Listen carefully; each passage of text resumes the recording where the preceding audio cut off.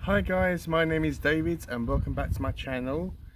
Today I am in a graveyard today. I wasn't anticipating to be here, and of course Boris is here with me today. He wanted to tag along in this video, so there he is. So for this video I'm just going to be talking about a book that I was sent. This book was brought to my attention. I'm not sure whether the author sends a copy to me or not, whether I had to buy a copy, but regardless, this author reached out to me and wanted me to read and talk about his book on my channel, which I was more than happy to do so. It wasn't really specified about what genre it was. It was lightly nudged out that it was a sci-fi book of some sort. But before I get into that, I just want to put up on the screen this picture.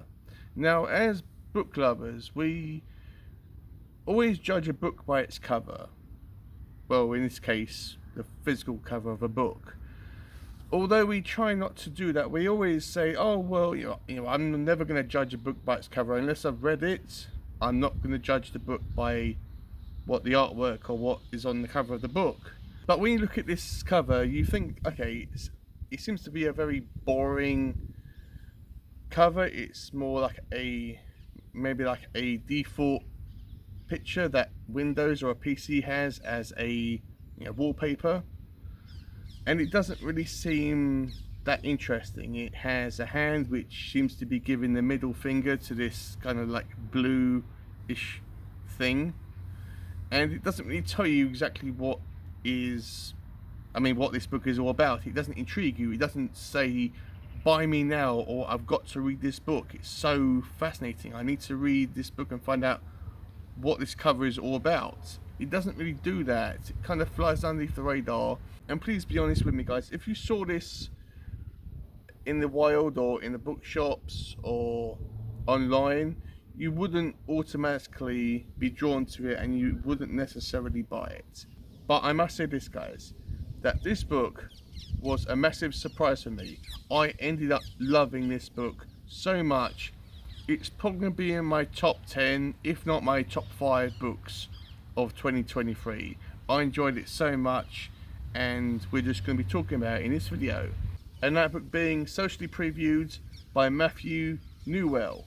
Hopefully I'm saying your surname right, Matthew. I've been trying to think about how you pronounce it all day, but that's as close as I'm ever going to get it. So Socially Previewed is a light sci-fi book. Now when I say that, it's not about alien worlds and Martians or robots or any hard or complicated sci-fi. It is more of a supernatural book / thriller book more than anything else, with a kind of, which I suppose with more of a sci-fi twist to it, or a sprinkling. But this book focuses around our main character, who is an elderly gentleman called Lewis. Now Lewis is kind of a hermit. He doesn't really socialise, although he does talk to people. He likes to keep to himself all the time, and he's an introvert. And a big part of Lewis's personality, and a big part of him as a person, is his, I won't say hatred, but more of his dislike for social media. Even though, like all of us, he has to go on social media every now and then, and just to be social, I suppose, and try to keep in the loop and see what's happening. So he does go on social media, but he hates the concept of it more than anything else. But one day when he is on social media, he sees this notification on his phone that tells him that somebody is going to vandalise a statue in his hometown of Edinburgh. This book is set in Scotland. And don't worry, this book isn't really jam-packed with facts about Scotland, or you don't have to know about any of the culture in order to understand this book. It's just a setting. I suppose that there are a few sayings that are mentioned through in Scotland or in England comes to that if you aren't from England or Scotland, they may go over your head, but you will get the general idea about what they actually mean. But when Lewis sees this post about this vandalised statue, he thinks that, okay, what's this all about? Because the time stamp on it is 24 hours in the future. It hasn't happened yet. So he sees this as more of a, oh, it must be like an error on the site. Something must be going wrong. I can't possibly be getting posts from the future. So he goes to investigate, and then the statue is fine. It hasn't been touched. But as time goes on, the event unfolds and it actually happens. The event actually occurs how it's supposed to. So at this point in time, Lewis knows that he is somehow getting notifications, not messages, notifications about events that are happening in the future. Apparently 24 hours in the future, and only events that are happening within Edinburgh and in Scotland. He has no idea why this is happening, why he has been chosen for this, but all he knows is that he is somehow getting these notifications about future events, and he can either choose to ignore them or act upon them. Now, these events that are happening range from burglaries, vandalisms, muggings, people being accidentally killed. Or I suppose if you're going to be killed, it's got to be accidentally. Probably the better way to go. Anyway, that's kind of a sampling of all the things that happen in this book and that Lewis comes across. When he's trying to figure out what to actually do with this information, that he's getting notifications about these events that are happening in the future, and he's worried that, well, what if he one day comes across something that is so dire that he needs to intervene? If it's so important that he needs to intervene, that he cannot sit on the sidelines and watch it unfold, it is so dire that he feels that he has to act upon it and change the course of the future and the events. Because some of these events, he actually does change the course of them completely, but some of these events are fixed, they cannot change. So some of them are flexible, some of them he can change, and some of them they are a fixed moment in time that whatever Lewis does, he cannot change that outcome. So Lewis has one friend called Robin, who is completely the opposite of Lewis. She's very outgoing, she's very out there, she's a very driven young woman. And when Lewis tells her, she doesn't know how to process this information. So she has to try to think in her own mind whether her friend is telling the truth or whether he's batshit insane. But Lewis decides to get some advice or help from a higher power, his local priest. Lewis isn't really a religious man, and if he is, it's not mentioned that much in the book. But his priest, because he is a ex-criminal, an ex-convict, he is not like a traditional priest. Although he is and he isn't. He knows when to listen, and he knows when to basically slap someone across the head and tell them to shut up and listen. So he's a unusual priest, but he is a very good friend, or learns to be a very good friend for Lewis, and he is a very supportive person for Lewis. Now, when Lewis asks him what he should do, the priest tells him that he should kind of try to stop these events, but not directly, kind of by accidentally being there, that he can actually stop them or change the course of these events, if that made any sense. And there's even a point in the book where Lewis struggles with the fact that can he actually stop? Is this a drug for him? Can he actually stop going on social media like everyone else that has a phone on them? They're always on social media. It's become a kind of a so-called drug, or a somewhat drug and addiction for him, for that way, because he wants to help people.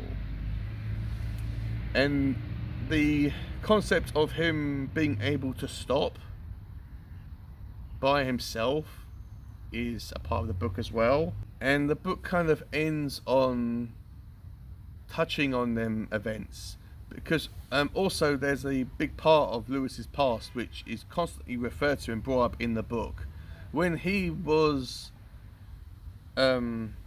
before this happened, he was out and about and he saw a little girl, I'm not sure how old, probably about 10 or so, wandering the streets without any shoes on, and no one was around.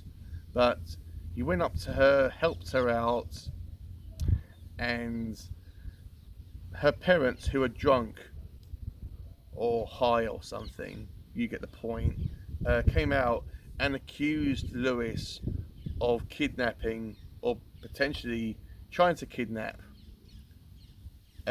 their daughter, because they weren't fit, and they pointed the finger at him.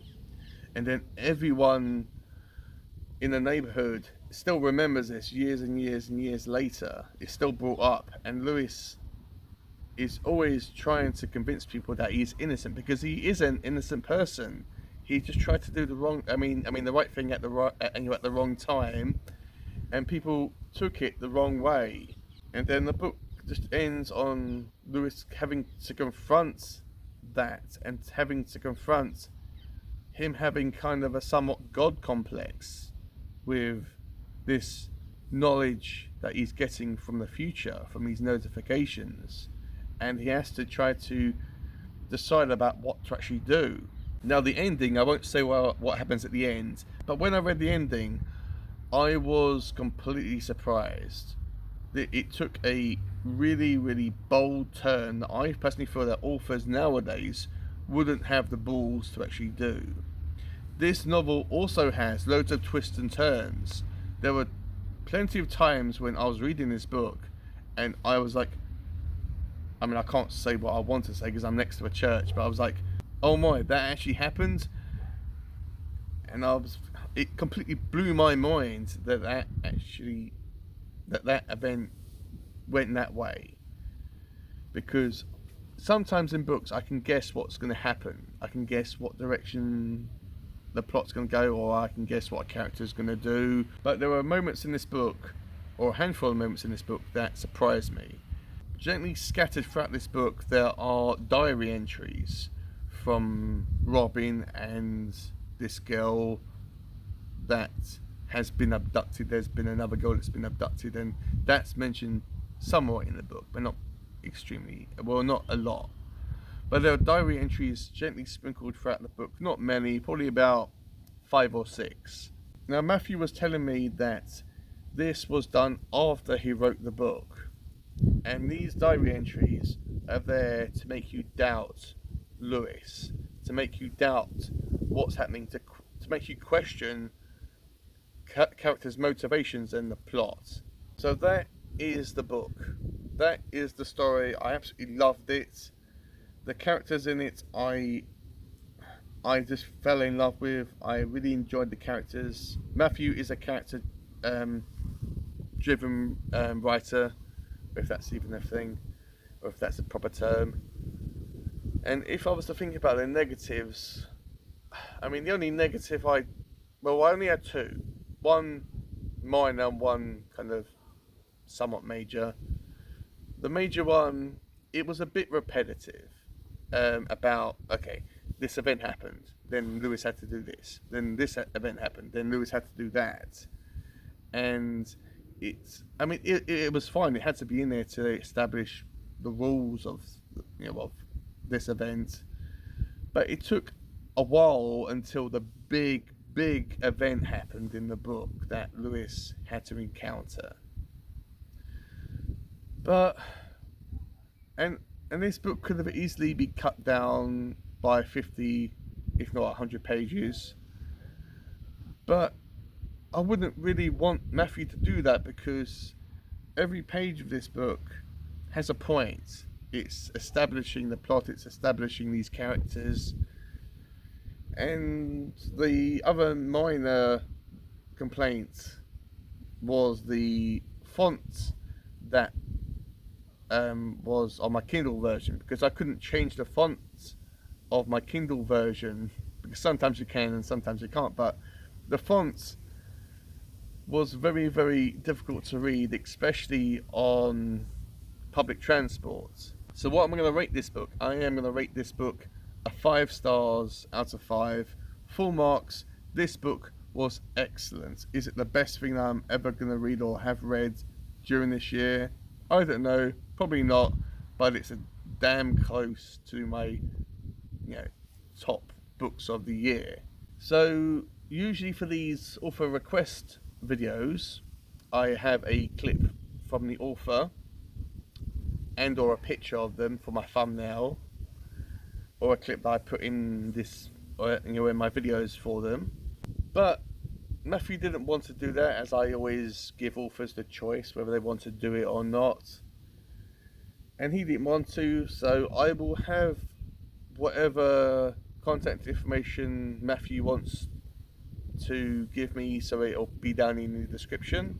So I've got a special announcement, guys, as well. A special announcement. I haven't even told Matthew about this.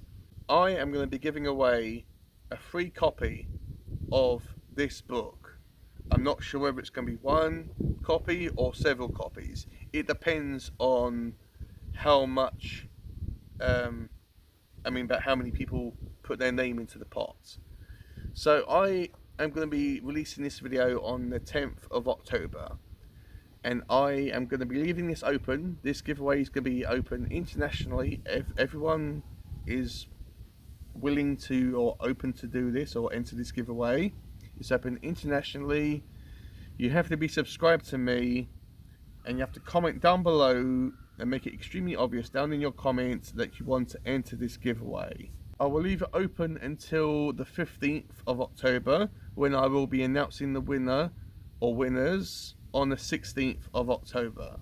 So just to echo back about what I said, I am going to be giving away at least one free copy, physical copy in paperback form of this book, and this is open internationally. You have to be subscribed to me. And the deadline for it is going to be on the 15th of October, when I will be announcing the winner on the 16th of October, and I will be sending the winner or winners their copy of this fantastic book through Amazon. So guys, that is my video for this fantastic book that I feel that is extremely underrated, and hopefully you found it somewhat interesting. Let me know if you're interested in taking part in my giveaway, and with all that out of the way, I'll see you in my next video, guys.